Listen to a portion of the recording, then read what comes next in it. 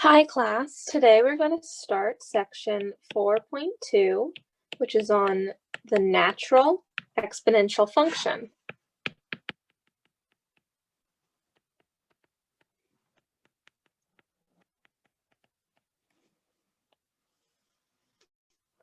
So we're going to learn about a very special base for our exponential function. We're going to study the number e.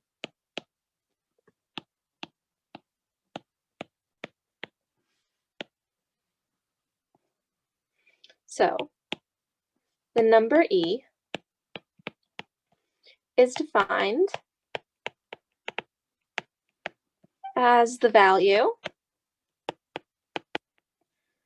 that 1 plus 1 over n all raised to the n. It is what this value approaches as n gets really big.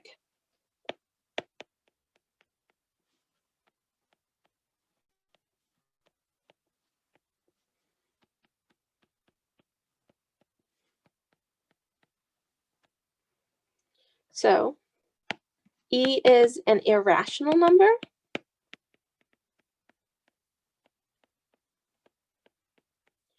So we can't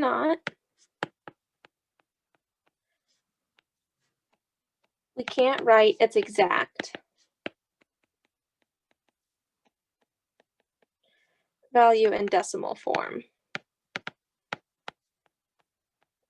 It's like pi in this way, but e is approximately 2.71882848459045. Just a good amount of decimal points there. But there is an E button. There should be an E button on your calculator for when you're doing your homeworks, because you can use calculators on your homework, this section. And it might be under something called log or the LN button. Sometimes that's where it's hidden, but should be an E button on your calculator so you don't have to type it out in this long form. All right, so now we need to ask why it's called the natural exponential function.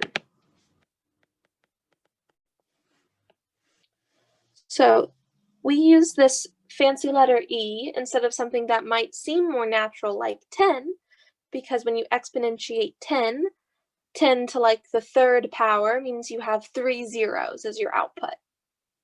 So 1 and then 3 zeros. Or like 10 to the 35th will have 35 zeros.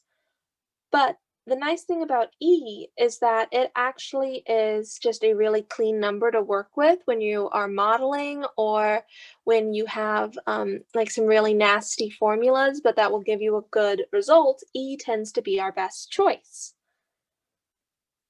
So first we're going to define this natural exponential function E as f of x equals e to the x, and this is often referred to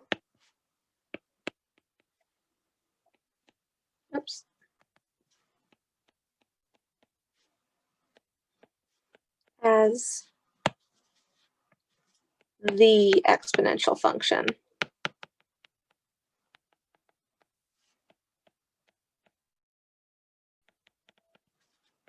Because it's the most common one. And now, since e falls between 2 and 3, this means that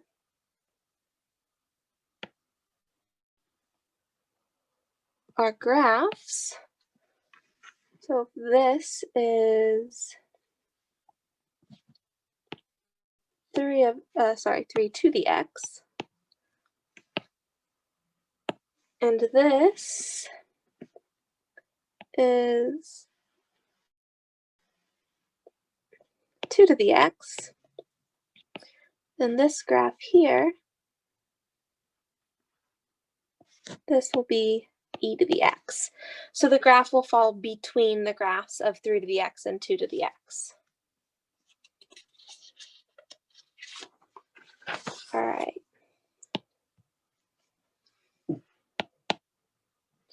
So now we will look at graphing the exponential function.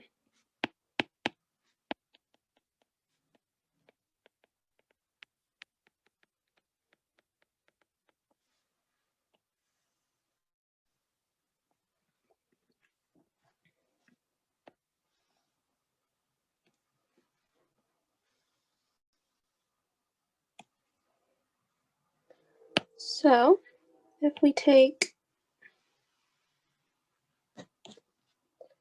e to the x, this will have domain, all of the real numbers, and range, all the positive numbers, so 0 to positive infinity. Because similar to the other exponential functions we looked at in the previous section, e raised to the x will never reach 0. It just gets really close to it as we put smaller and smaller numbers in. And then we also will have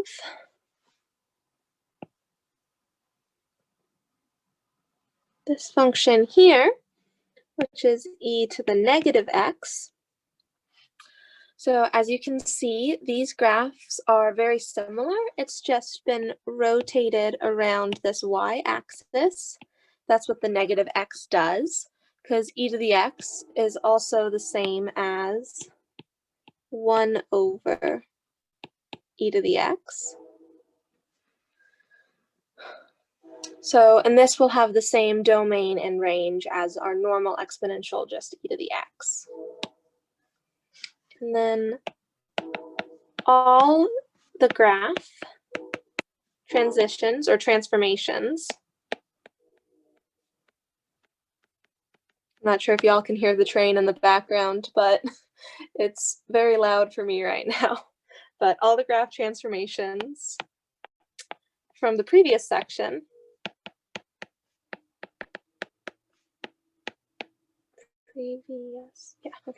section apply to e to the x. So that means our internal and external addition, as well as our scaling by a multiple, that will transform e to the x in the exact same way. So now we're going to work with an example of an exponential function. Okay, so we're going to look at an exponential model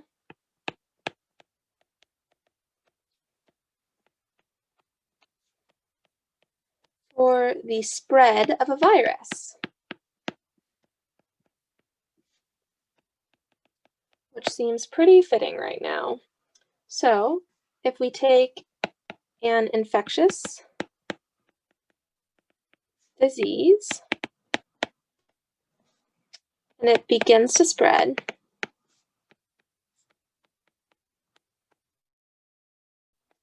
in a small city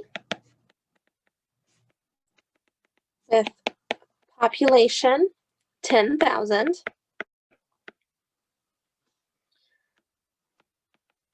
after T days,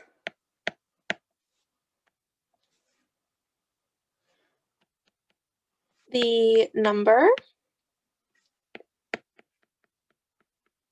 of people who have been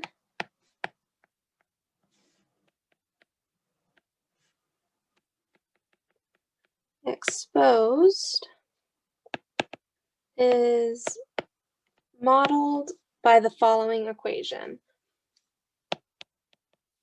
We'll have V of t equals 10,000 over 5 plus 1,245 e to the negative 0.97 times t.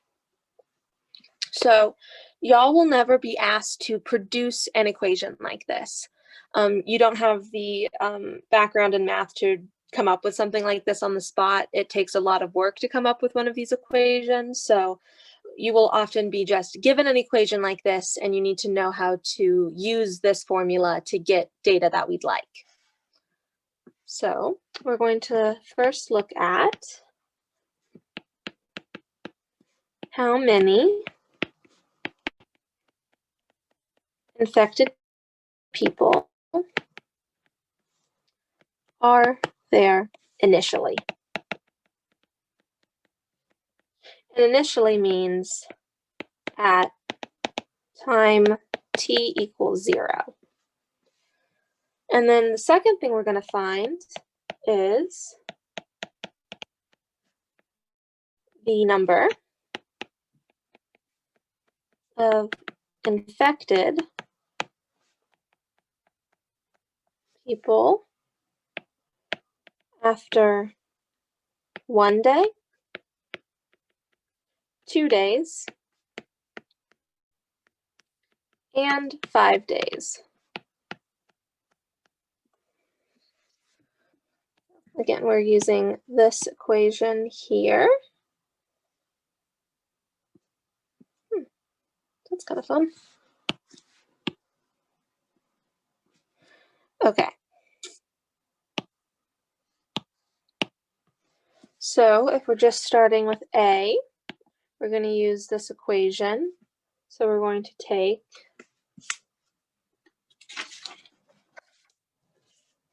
so we will plug t equals 0 into our formula. And we'll see that v of 0 is 10,000 over 5 plus 1245 e to the negative 0.97 times 0. And then this will just become e to the 0, which equals 1. So then we will end up with 10,000 over 5 plus 1,245 times 1. That will just be 1250. And this just equals 8. So for our concluding sentence, we will say, so there were 8 infected people initially on day 0. Okay. And then now looking at B, so first we're going to look at time equals 1. So we'll take our formula, 10,000 over 5 plus 1245 e to the negative 0.97 times 1. And then plugging this into a calculator, we will see that this will give us 21. And there is no way I could expect y'all to do these sorts of calculation by hand. I wouldn't know how to do them by hand. So again, with this section, you're definitely encouraged to use a calculator on these problems. On the exam, that's different. I'll give you something where it'll be more like you write down just like the final results with E there, and maybe just talk about what it means versus finding the actual computated answer. All right, so then if we look at t equals 2, we will get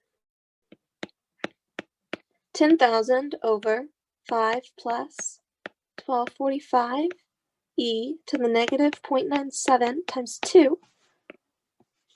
And this will equal 54. And then for t equals 5, we will see that we have 10,000 over 5 plus 1245 e to the negative 0.97 times 5. And this will give us 678.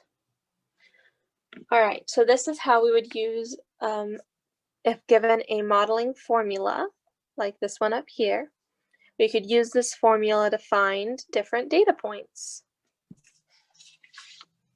All right, and now moving on, we're going to look at continuously compounding interest.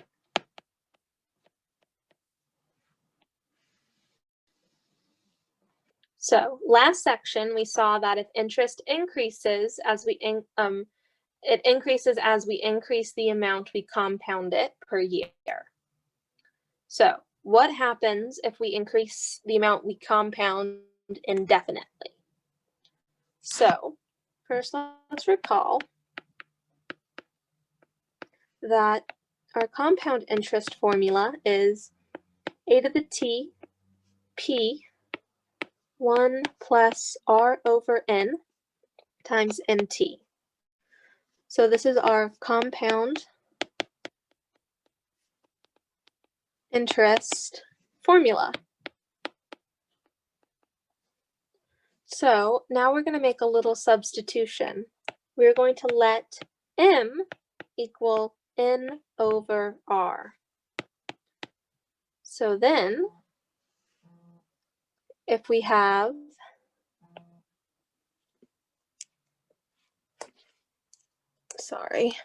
okay. If we have a of t equaling p times 1 plus r over n times t, this equals p times 1 plus r over n over r RT. So here, this is because n over r times RT, this equals NT, because the r's will cancel, and that still matches our original equation on the left. So then we can, now using our substitution of m, we'll end up with p 1 plus 1 over m, because r over n is when we flip n over r, so then we'll also have to do 1 over m. And then n over r, this is m, all raised to the rt. And now, recall that this here, as m approaches infinity, or gets bigger, this value approaches, it approaches e. So this is how we defined e at the beginning of this section. We said it was as something of this form where our m will get closer and closer to just infinity, or a big number. So that means we can rewrite our equation, and we will have our continuously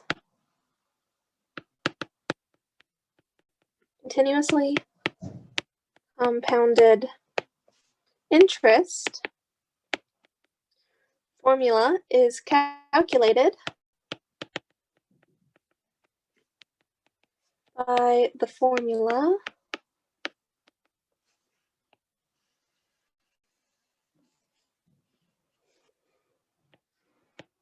A of t equals P E R T. So it's our principal and then e raised to the RT. It looks like the word pert, which is kind of fun. And this is where,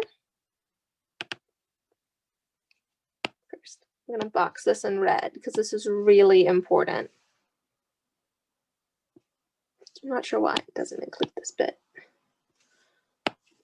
But yes, so this part, whoops.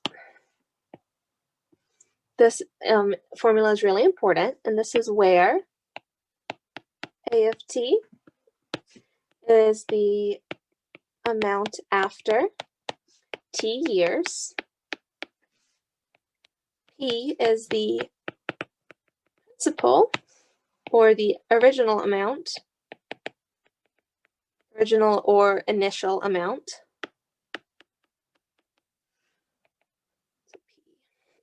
R is the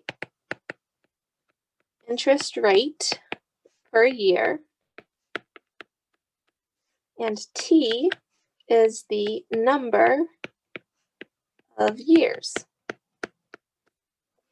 So it is this equation which produced our understanding of E. It was in trying to understand continuously compounded interest that we were able to discover this letter E and the property and why this is our natural pick for our exponential base. It's because a lot of people were using banks in the 1830s and they wanted to know how interest was working and the best way to calculate it. And it just kind of naturally produced this really useful tool with E. It's honestly really kind of cool that this really random number ended up being super helpful in a lot of different fields. So now we're going to look at an example.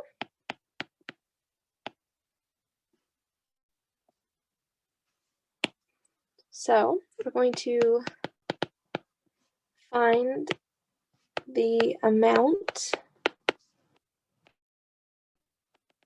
after 3 years if $1,500 is invested at an interest rate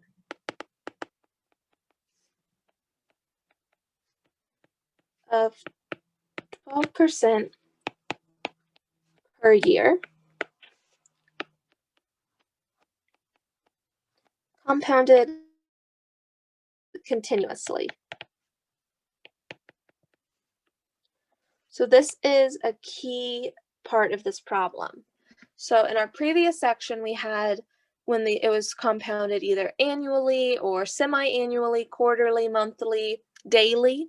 This is continuously. So this keys us into the fact that we're using this new formula that we have. Versus if it was semi-annually, we would need to use our compound interest form with the n equaling 2. So it's a keynote is in the wording of the problem. So we're going to use our formula.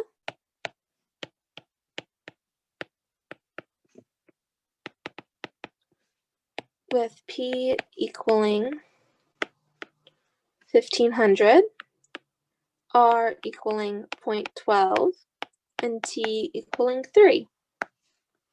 So we will have A of 3 is 1,500 times E raised to 0.12 times 3.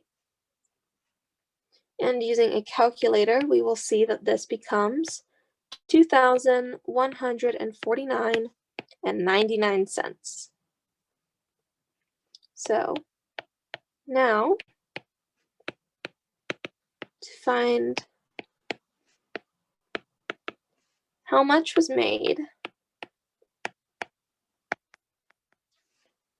by interest,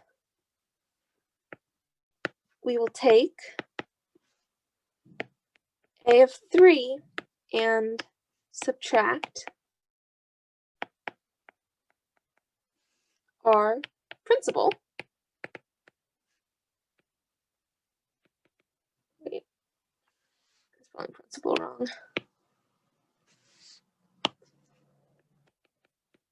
There we go, our principal P. So we want to see how much was just made from interest. We will look at A of 3 minus P, and this is 2,149.99 minus 1,500, and this gives us $649.99. So to finish out, we will write that as a sentence. We made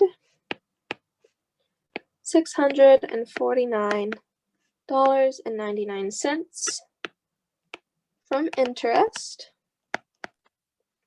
over 3 years. So this is how We're able to use this continuously compounding interest formula to find some really helpful things. All right, well, next week we will look at section 3 point or 4.4, which begins looking at something called the logarithm, which is actually pretty fun. All right, thanks class.